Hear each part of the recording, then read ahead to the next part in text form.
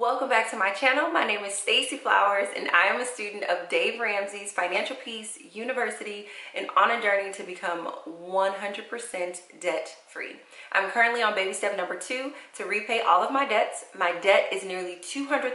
I earn about $2,000 a month working part-time in my own company. In this video, I'm going to be talking about the 6 things that I gave up in order to get out of debt. So if you are interested in that, please keep watching.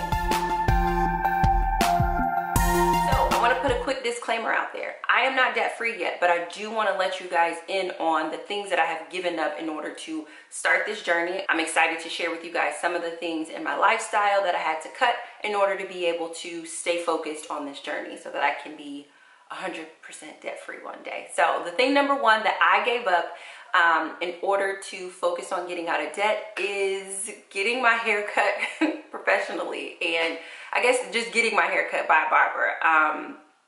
This was a very hard thing to do because not only did I have to decide not to go to a barber, I also had to learn a new skill. And as there's a reason why you have to go to barber school in order to cut people's hair. So let me give you a quick story on like things for me for hair. My hair has been like this for 10 years and I absolutely adore this low hairstyle. So it wasn't a decision to cut my hair because of the budget. My hair was already styled this way before I went on a budget. But prior to that, I'm actually a person who really loves hair and loves doing hair, and so I've done hair. I probably started doing hair on my sisters and stuff like that when I was like 10 or 12, and then I actually started a little side hustle when I was like 13, 14 years old, where I would like do people's hair from high school for homecoming and stuff like that. So I actually really enjoy all things hair, all things about the salon. And so even when I first cut my hair, it was difficult for me to adjust to not going to the salon every other week.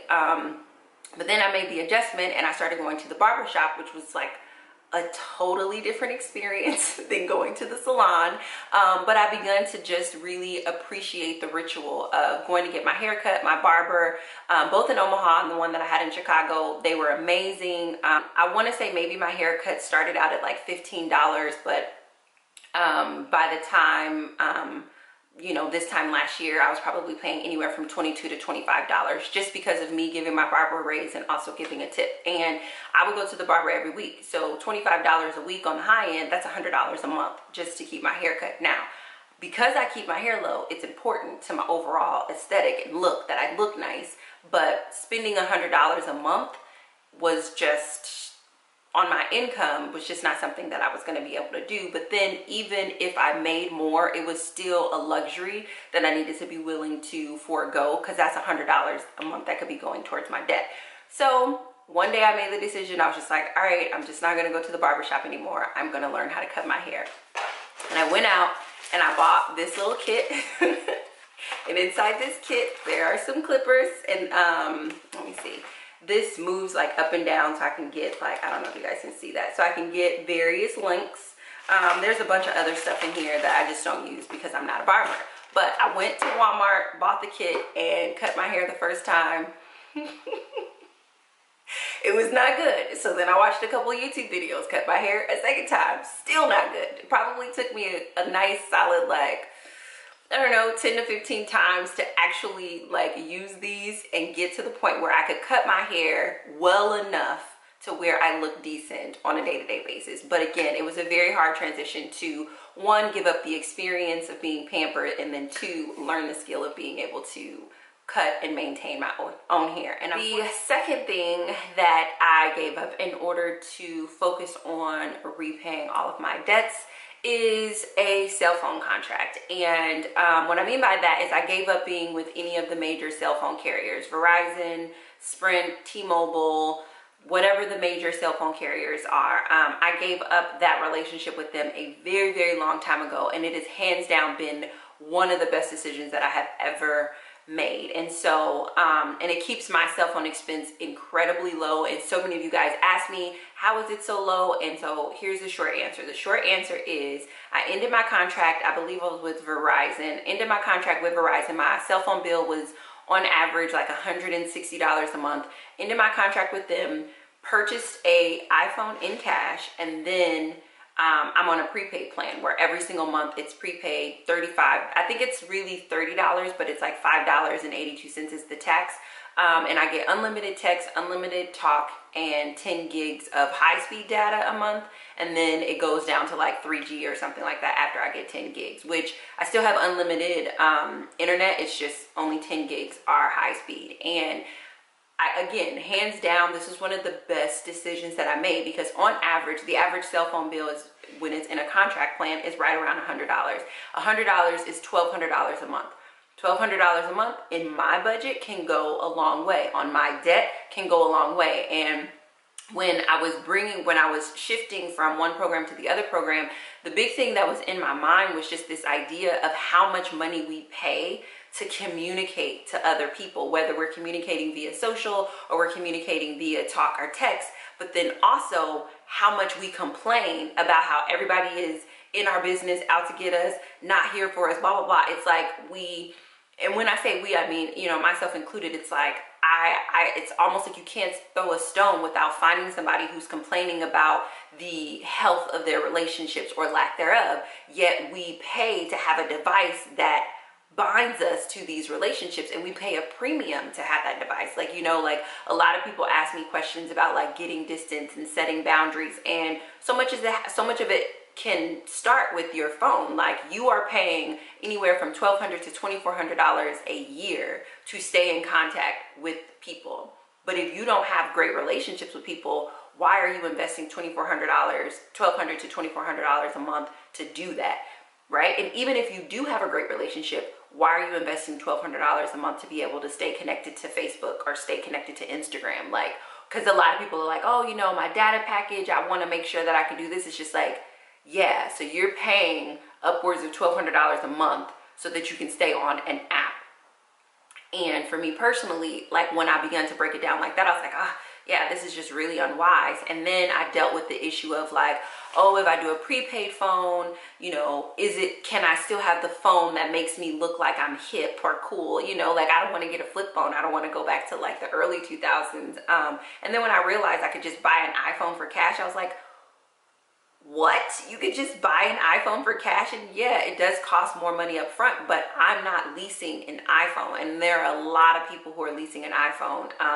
And you know, when you're in debt, that is, again, there's no wisdom in that, because you are paying more for the iPhone or more for the convenience of being able to upgrade. And they make it very easy for you. There's something called, reducing the traction, reducing the friction of payment. And so what they mean by reducing the friction of payment is like, if you go to Disneyland, they'll give you like a wristband with your card is connected to it. So anytime you want to do something, you just have to slide your wristband like on the thing, and then they just charge it to that. Or if you want to do something in your room, you just charge it to your wristband. And what they noticed is that when people charged it to their wristband versus having to take out their debit card or their credit card, they spent a lot more. And the reason they spend more is because this is less friction. So it's the same thing like with your Apple Watch. It's less friction to put your watch up to the payment plan than it is to take cash out of your wallet or to take a card out of your wallet. And it's the same thing with the cell phones and like leasing iPhones. It's like they reduce the friction and the sticker shock of a $1,000 phone or a $500 phone by saying, oh, we'll just lease it and you'll always get a new one.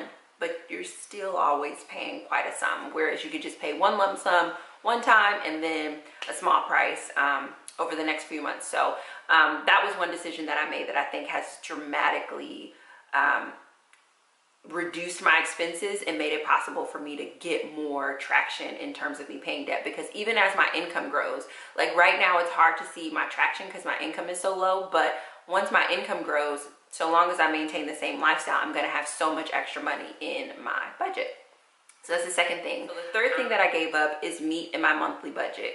And this was a decision that I came to because I wanted to, my original goal for my monthly budget was to eat on $1 a day. And that's just a personal decision I made just based on values, based on experience with understanding food and nutrition. I just was like, oh, I want to eat on $1 a day. I think that that's possible. Unfortunately, I wasn't able to meet that. And it's right around $50 a month that I'm able to eat a healthy diet and, you know, just be able to enjoy food. But in order for me to get to the $50 a month or even consider the $30 a month, one of the major things that I had to cut out of my diet is purchasing meat monthly.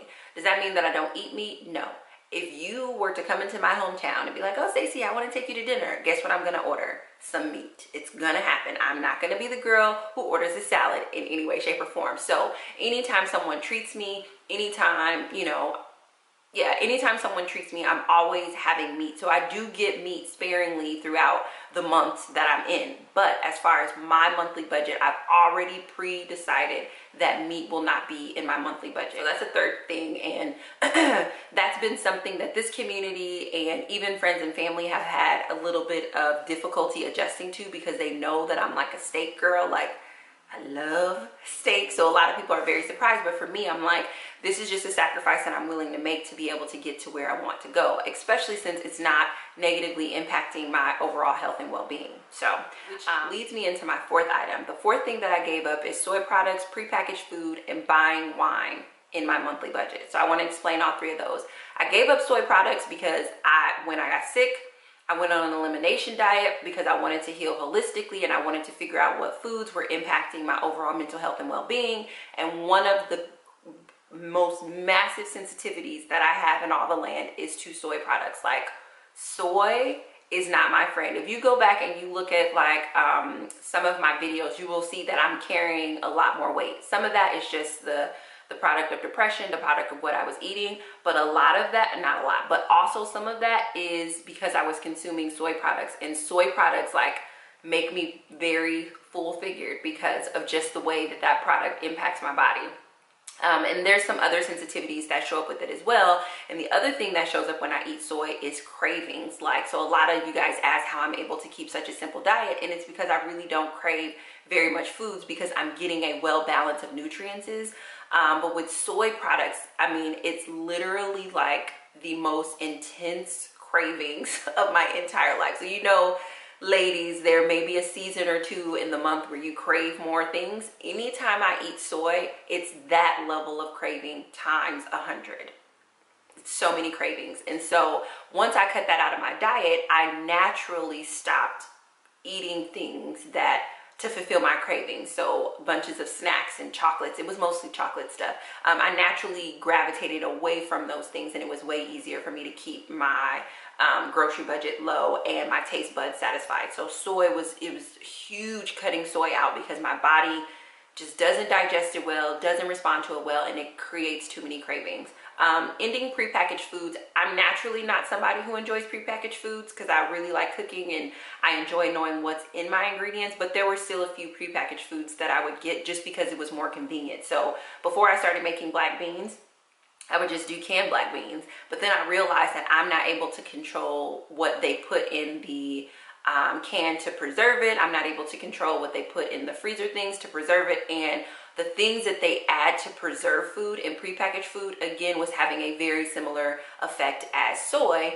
And prepackaged food is so much more expensive than fresh food, and it's more expensive sometimes because the quality is right on par, but also it's more expensive because it's preserved food, and so you're also paying for the packaging and the preservation, etc., etc. So giving up prepackaged foods significantly reduced my grocery budget, because now I'll get a couple pounds of black beans, dry black beans, and that turns into so much cooked black beans, and you know, it's healthier, and just overall everything is just so much better. The third thing is I gave up is buying wine in my monthly budget. So probably monthly before, when I wasn't trying to eat on a conservative budget, I would have like a glass of wine with dinner nearly every day. Like, dinner is like a whole entire show for me. It's like a complete orchestration. I'm like, and somebody had asked me this, they're like, oh, is your minimum lifestyle about the budget? Absolutely. I'm the most decadent, indulgent person when it comes to food and the presentation of food and the eating of food. Like, I like to sit down at the table. If I could light candles, I would light candles. All of my silverware would be there. I would get up and, you know, present my own self with each course, and I would have a glass of wine. Like, I usually would take like half a glass of wine. I would sip while I'm cooking, and then I would drink a glass of wine while I'm dining. And so that would be anywhere from like 2 to 3 bottles of wine a month. And I also really enjoy like just tasting wines and getting a variety of wines. And so I had to cut that out of my monthly grocery haul. Like the idea that I'm going to have wine with dinner,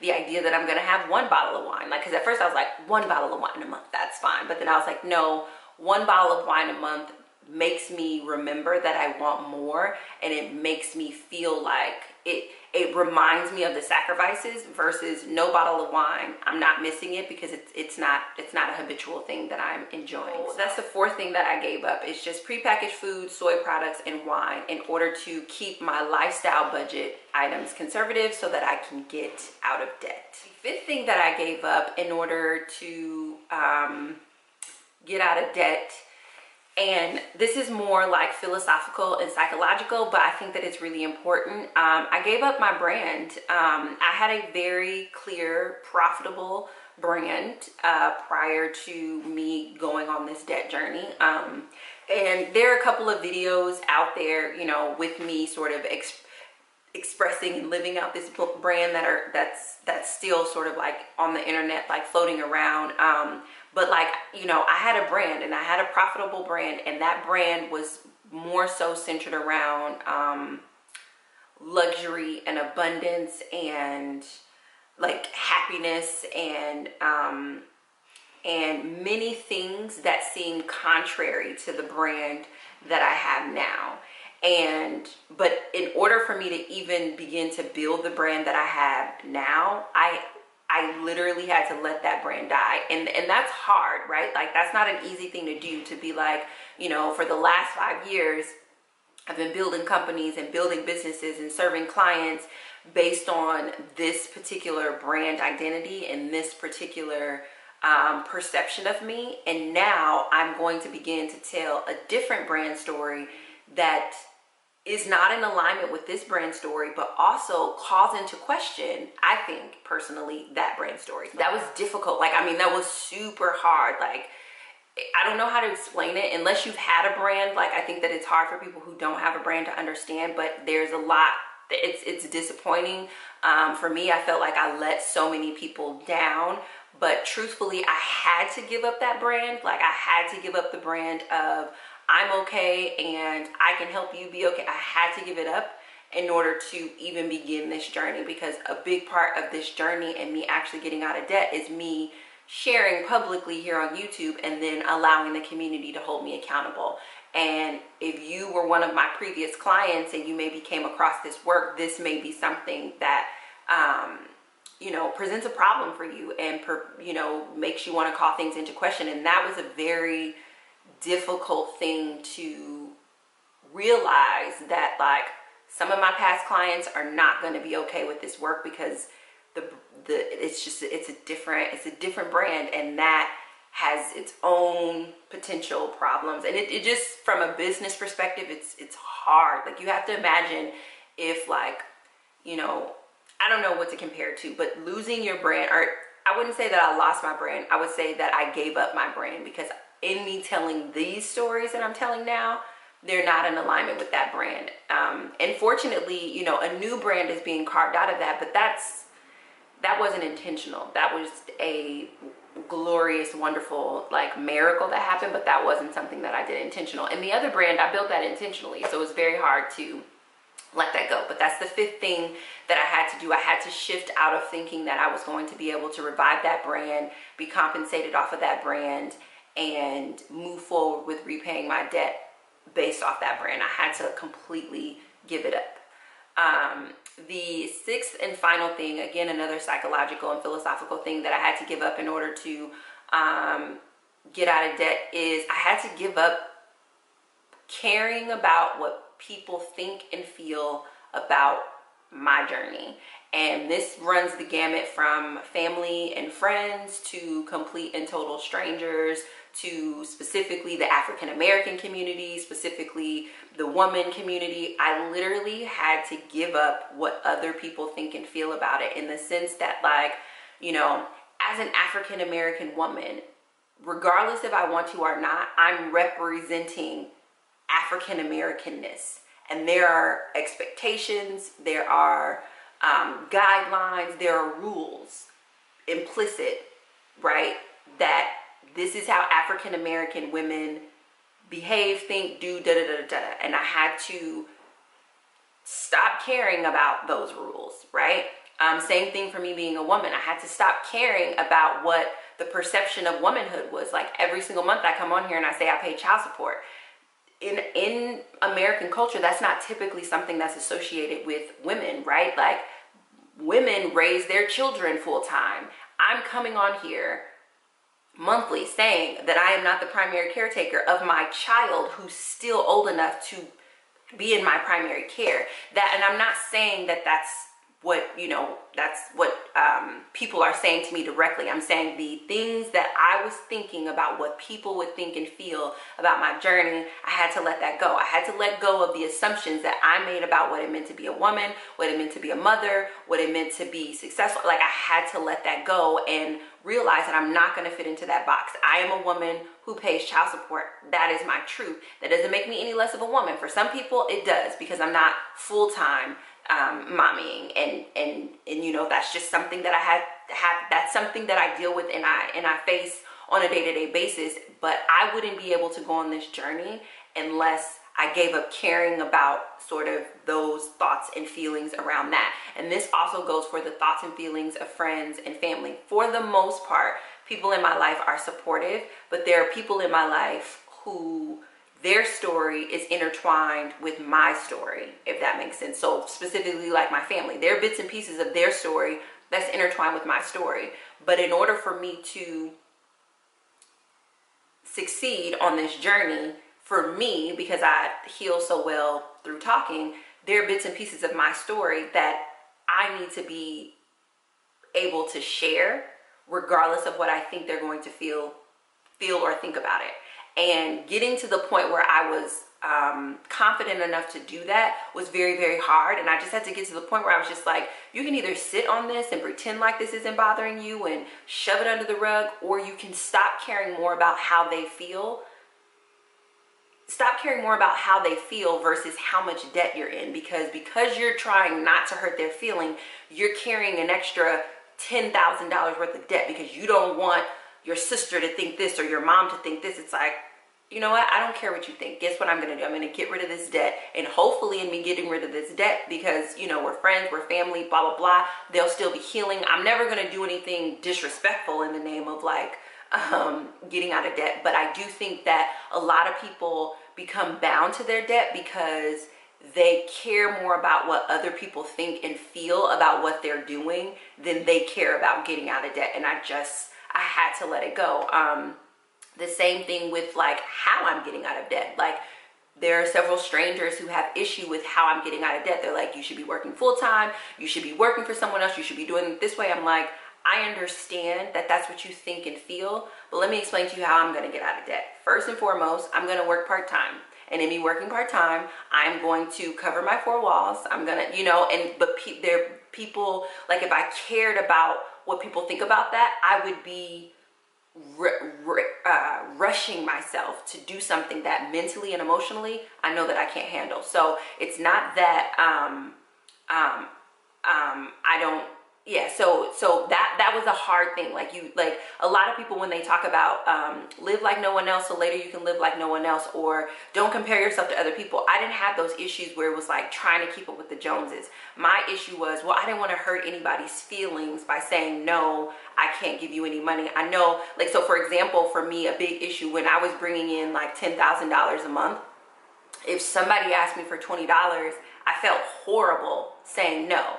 But I shouldn't have felt horrible saying no, because I may have made $10,000 this month, but I have over $100,000 worth of debt. So even though $10,000 is a lot to me, it's a lot to you, and giving away $20 seems like nothing, it's massive when you still have $100,000 worth of debt. So there was a part of me that has to give up caring what people think about me saying no in the face of me earning more. Because right now, I'm comfortable saying no, right? Because I don't make very much money. But what happens when I'm making $10,000 a month and somebody asks me for 20 and my debt is still over 100K? What happens then? I still need to be able to exercise a confident no. But the only way that I'm able to do that is if I stop caring about what people think and feel from, and I mean, it's been the most liberating thing, and I think it's been the thing that has given the most fuel to me being on this journey. Because if I did it the way that people want me to do it, if I did it the way that made people feel better, like even my grocery budget, you know, people have a physical reaction to when I open up my refrigerator and I show how empty it is. Like, I get so many emails of people being like, you know, I am in tears when I see your refrigerator, and they're not coming from a mean place. They're just having an actual reaction to the choices that I've made. And if I cared more about their tears than this journey and focus to be debt free, I would stop showing my refrigerator, fill my refrigerator up. Like, I would begin to do all of these things just so this stranger wouldn't be having a negative reaction to the choices that I made in my life. And me, like, trying to live my life in alignment with the way that other people think and feel was keeping me in debt. Not because of them, but because I allowed their thoughts and feelings to be more important than my goal, my objective, my plan, my insight, my wisdom, etc. So those are the 6 things that I had to give up in order to stay focused on getting out of debt. As always, I deeply appreciate you all for supporting my work. I love you guys so much, and I look forward to talking to you very soon. Bye.